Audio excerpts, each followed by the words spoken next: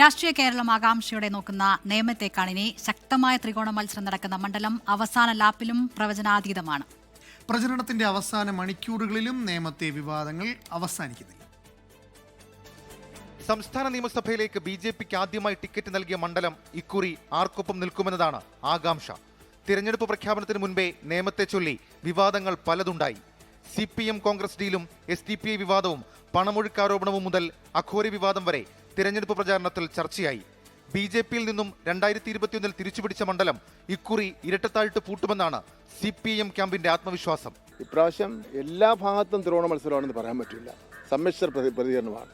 ചില പ്രദേശത്ത് നോക്കുമ്പോൾ ത്രികോണ മത്സരം ഉണ്ടെന്ന് തോന്നുന്നു, ചില പ്രദേശത്ത് നോക്കുമ്പോൾ UDF വിഡ്രോ ചെയ്ത് പോയ പോലെ തോന്നുന്നു.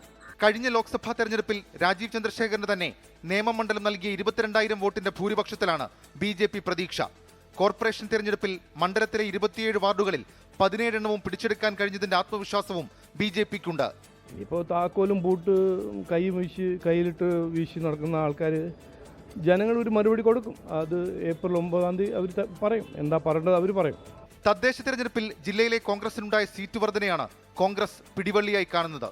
ഒപ്പം KS ശബരിനാഥൻ എന്ന സ്ഥാനാർത്ഥിയുടെ വരവ് 2011 മുതൽ നിശ്ചലമായ സംഘടനാ സംവിധാനത്തെ ചലിപ്പിക്കാൻ കഴിഞ്ഞുവെന്ന വിലയിരുത്തലുമുണ്ട്. അതിനാൽ തന്നെ മണ്ഡലത്തിൽ നിർണായക ശക്തിയാകാമെന്ന പ്രതീക്ഷ കോൺഗ്രസിനുണ്ട്. ഇവിടുത്തെ ഒരു പൊളിറ്റിക്സ് മനസ്സിലാക്കിയാണ് ഈ മത്സരം നടക്കുന്നത്. ഒരു കണക്ക് കൂട്ടലാണ്. കണക്ക് കൂട്ടലുകൾ കൃത്യമായിട്ടുള്ള ചേരുവകൾ UDF അറിയാം. എല്ലാ ഭാഗത്തു നിന്നും വോട്ട് വന്നുകൊണ്ട് UDF ജയിക്കും, ഒരു സംശയവുമാണ്. 70% ഭൂരിപക്ഷ വോട്ടുകളുള്ള മണ്ഡലത്തിൽ ശക്തമായ ത്രികോണപ്പോര് നടക്കുമ്പോൾ ന്യൂനപക്ഷ വോട്ടുകൾ ഏകീകരിക്കുന്നതുൾപ്പെടെ നിർണായക വഴിത്തിരിവാകും. 24 തിരുവനന്തപുരം.